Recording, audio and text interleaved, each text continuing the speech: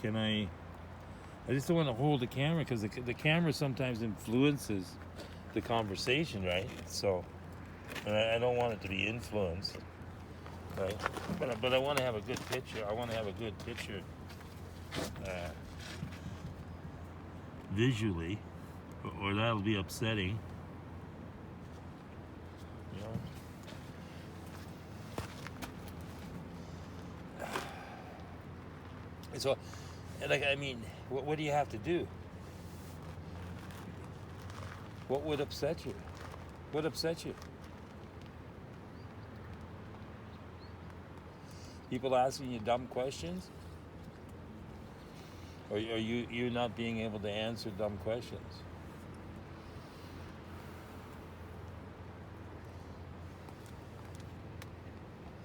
We're in a crisis. I think everybody recognizes that. And they're all looking for what the change is going to be. What's the new world going to look like? A lot less people.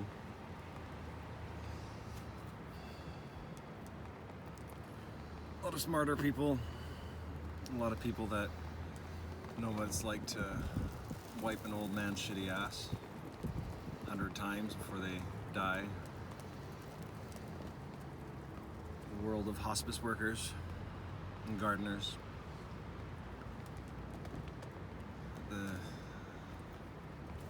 The madness, the dependence on money has put us in a precarious situation.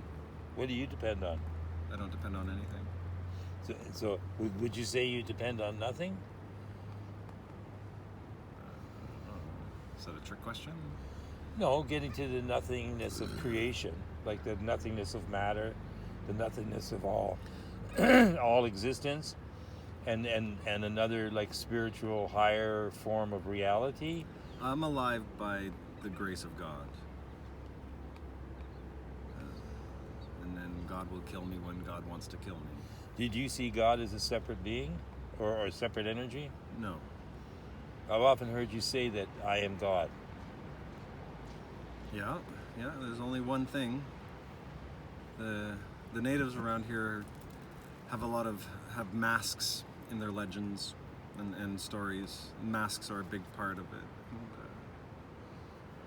I'm a high school dropout, and I've worn lots of masks in my life, and this mask I'm wearing right now is translucent. And so I get to be a high school dropout that knows what God looks like, and in knowing what God looks like, knows that I am it, as everything is it. Everything shares the same infinite history. So looking at everything and then that nothing again. So that nothing creation came from nothing as we understand it. We don't understand how this happened. All creation came into being, and we attribute that to God. We say, well, God did it. God created the heaven and the Well, you can the call earth. it God or the universe or whatever. The singularity has a form of multiple diverse sentience in all these little reflections and all of its little planets and all of its little life forms. It's God looking outside of those eyes. And most of the time it's a piece of God that doesn't know that it's a piece of God. It just thinks it is what it is. It doesn't attribute the experience that made it as part of its character.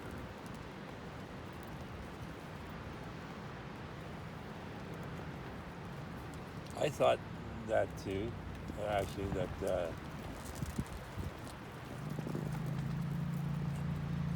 you give your experience over. You know, like it's out of my hands, it's out of your hands. It's not in anybody's hands what's happening, but we don't understand what that is beyond our ability to control it, and so I call it God, you know, energy, but it's nothing. It's not defined. It's not like I can't get on top of it. I have to stay on the base of it, trying to understand it and get it in a spiritual connectedness. And then I come down to this system that we're in, and I say, well, what did God have to do with the system? Well, God made life capable of being wrong. And so we have the grand adventure of life being wrong for generations and generations and populating on that particular wrongness. And now that wrongness is biting us in the ass. And so here you are in a soccer field, in a tent for over 5 weeks now, and I ask you what you're doing, and you say nothing. Yet you are doing. This is what you're doing. You're contemplating, meditating. I put myself in the most useful position I saw, just to offer my expertise. Where do you expect this to go? What do you think could happen from here? Oh, I have no idea. Lots of conjectures. I might go to jail. They might try and move me. And the city wanting to put everyone in the same place. It's crazy what they're doing. They're putting people in hotels. Yeah, well, the city asked for it. It manufactured this addiction epidemic, and now it's gonna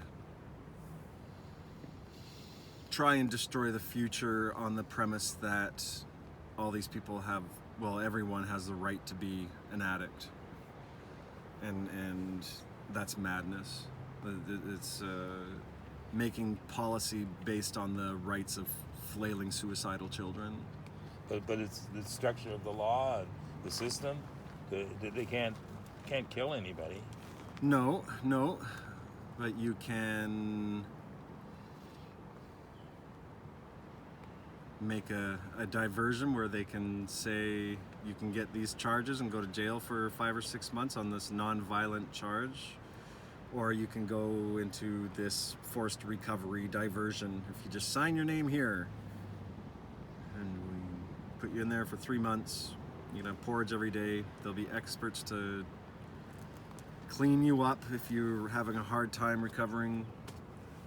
But all in all, it's more important to end the market for heroin, crack, crystal meth than it is to keep people alive. And you think you can do this all without money? It's the only way it can be done. Without money. Yeah. So who's going to look after all these people while they're going through their jail experience? Well, there'll be guards and whatnot. It'll be a jail. It would have to be an initiative. The government would have to get involved, and it doesn't look like the government's going to get involved. So what we're going to have is full-on Nazi internment camps and culling, and all homeless people under the blanket of criminals, gangster punks who sort of deserve what they get. But I don't want to live through that. I mean, that sounds like a hellish state. Yeah, well, money's gonna pretend it needs to keep living, and so it's gonna go to every measure to keep the flow going. But now, after this virus thing, we have hopefully complete financial collapse, but something akin to that. Yeah. You're gonna have twice as many homeless people who are just people who had places, who are living check to check, and now they can't afford it anymore. So they're going to be homeless, and so you think it's a good idea for them to set up camps? The city could do this so much better. Essentially, the camps implicitly cannot work while crack, crystal meth, and heroin are running rampant. And so it's no use even bother trying. Would you you'd have to employ a military state in order to. I remember when I talked to a cop once, I told him I just bought some crack down the street. I did a window shop. And he says, yeah, I know, but there's nothing we can do about it. They have laws. They have rights protecting them. Yeah, that's what they say. That's what they say. They also say they need enforcement orders, and they don't. It's just all political maneuvering and delays and... But that's the people that got to get the correct message. They got to see a true resolution to well, it. Well, it starts with there is no such thing as evil, and all the people helping these addicts get off their shit have to know that these people are not evil, that in fact they're victims of a conniving, criminal, psychotic government that thought that slamming 100,000 needles onto the street every month was going to help, when in fact it quadrupled times 10, whatever, the amount of suffering that's going on because of the city's ineptitude, criminal ineptitude, is staggering. The city, in a slightly different universe, would be charged with war crimes, crimes against humanity. It's a madness. And the thing with curing that madness is acceptance that money eventually is going to stop working because there isn't enough to feed everyone. And so we need to get gardens everywhere. We need to be really smart and talk to people and have good communication and let people know what's going on and draw a solid, unbreakable line as far as to let the addiction epidemic run rampant is to say the people supplying these drugs own this town and that we're their bitch. Yeah, poof. Yeah, I can see that. But but that's what's happening. Well, that's why I come along and say patience a lot and tell people what God looks like. And then they can have their nervous breakdowns, and hopefully with all this stuff going on, people will have an easier time conjecturing larger things, because we really have been made into bad people solely because we think free will is a real thing.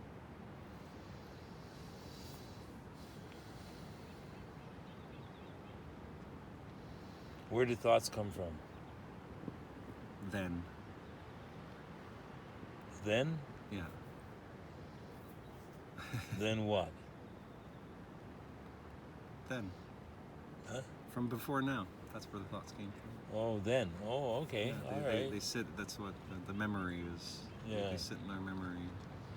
Hmm. And we conjecture the best motions towards peace with the experience and information that we have in our brains, and we'll move accordingly. And so that's what we're doing. We're moving accordingly. All right. I hope I got that. Oh, I hope I got that.